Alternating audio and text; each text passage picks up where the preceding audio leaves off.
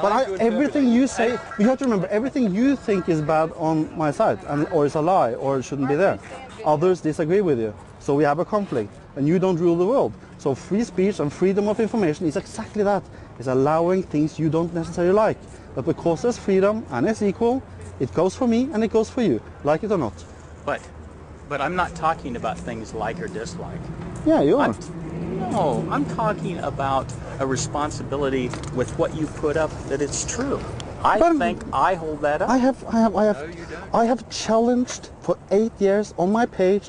All Scientologists has an open invitation on my site. Come prove anything that's wrong.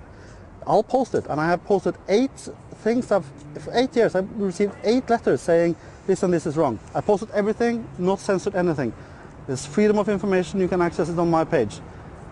8 people, and you say you're 8 million, and nobody can point out the errors on my page? Oh, hey, and believe me, I don't spend any time doing that. No, but maybe you should, because maybe I should. Yeah. You know, you make a good point. Maybe I should. Because but example, yeah. if I had by mistake or by because my error has something about you, saying that something bad about you, and you pointed me to that, and I would seriously reconsider it.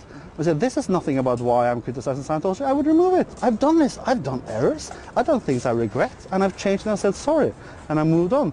I've done that with Operation Comeback all the time. But I've not received anything about you complaining about this is wrong.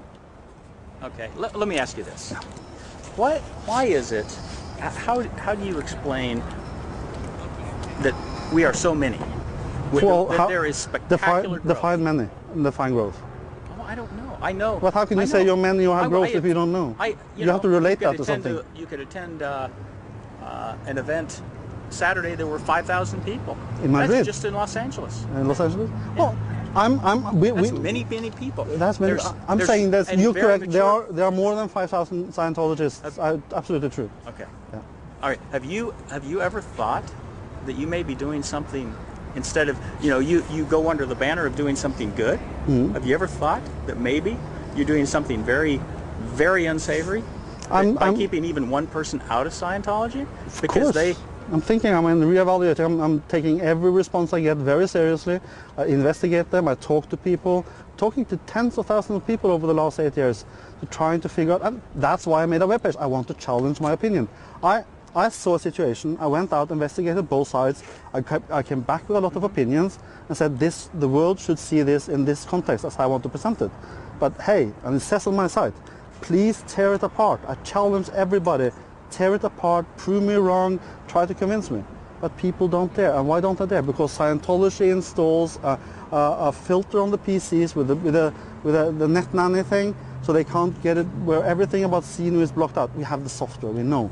So Scientologists can't come and see my side, so they can't see the other side. I don't care if people go into Scientology. I honestly don't care. But I do care about when they are lied to. And what you say is sacred because it's religious. It's deceiving and lying to people. When people come into Scientology is compatible with other religions? Yeah. Sorry, that's BS. Because we know when you get higher up the grade, it says there is no God. Jesus was just an implant. It says in Hubbard's text. So and people. I'm not going to address that. That was one example, but that's the issue. You can't stand upright and sell something to the public and saying this is this and this, and that people buy it, and when they paid $200,000 and 6 years of their life, come up and they hear something they were lied to. That's what I'm telling. If people want to not believe in Jesus and believe in what Hubbard said, fair enough, great. But they should know that up front. That's freedom of information. You don't like what I'm saying, but it's freedom of information. But what I'm saying is, if somebody it changes their life. Like for me, for example, I can speak from personal experience. Yeah. Got into Scientology, it changed my life. Great. I may be alive today because of Scientology. Great. I don't know. I'd probably be living a life that I didn't want to live. And I invite you to write your success story, and I'll put it on my site.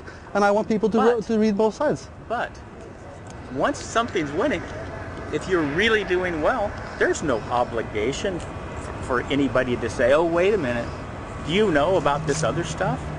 Do you know about, have you checked this out, the dark side? You have to move up the bridge, you know that. You will be pushed to move up the bridge, and you will learn new things up the bridge.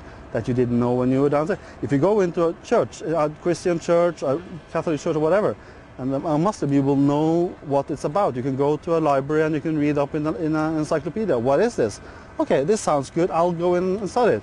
If you go in and read about Scientology, it's false. You have false information about what it actually is. When you go up to OT 3, 4, 5, and up to 7, it's different from what you're told up front.